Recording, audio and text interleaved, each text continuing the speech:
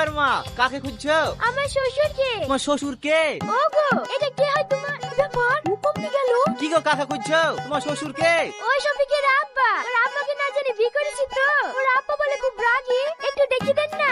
আমি একটু শ্বশুর আব্বাকে বুঝি বলি। ওগো, তাড়াতাড়ি বাড়ি আসো। এই দেখো তোমার ছেলে কি করিস দেখো।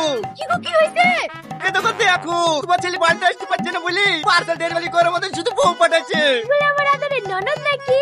ননদ না, তোমার সতীন।